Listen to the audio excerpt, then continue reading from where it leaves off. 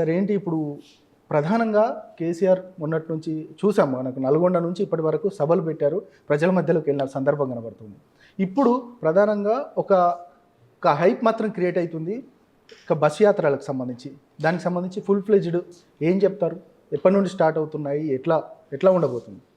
Hype కాదు, అంటే కేసీఆర్ గారు స్వతహాగా ఒక చరిష్మాటిక్ లీడర్, ఒక సీరియస్ క్రౌడ్ పుల్లరు, తర్వాత చరిష్మాటిక్ లీడర్.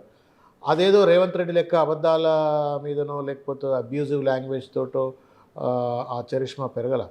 ప్రజల కోసం నిరంతరంగా కష్టపడి తెలంగాణ సాధన కోసం నిరంతర త్యాగాలకు పాల్పడి, నిరంతర పోరాటానికి పాల్పడి తెలంగాణ సాధించుకొచ్చిన తర్వాత ఒక బాధ్యత కలిగిన ముఖ్యమంత్రిగా దేశమే గర్వపడేటువంటి ఒక రీతిలో తెలంగాణను అభివృద్ధి చేసిన తర్వాత వచ్చినటువంటి ఒక చరిష్మా ఇది.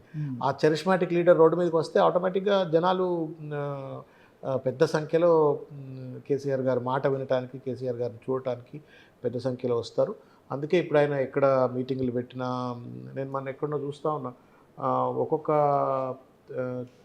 యూట్యూబ్ ఛానళ్ళలో, తర్వాత టీవీ ఛానల్లో వారిది లైవ్ వస్తూ ఉంటే 20,000 30,000 మంది ఇట్లా చూస్తూ ఉన్నారు. అట్లా ఒక్క ఛానల్లో కాదు, చాలా ఛానల్లో చూస్తూ ఉన్నారు అట్లా. That means there is serious KCR గారి పట్ల ప్రేమ, లేకపోతే వారి పట్ల గౌరవం కావచ్చు, అది రిఫ్లెక్ట్ అవుతున్నది. అది మీరు హైప్ అంటున్నారు, నేను ప్రజల ప్రేమ అంటున్నాను. ఓకే.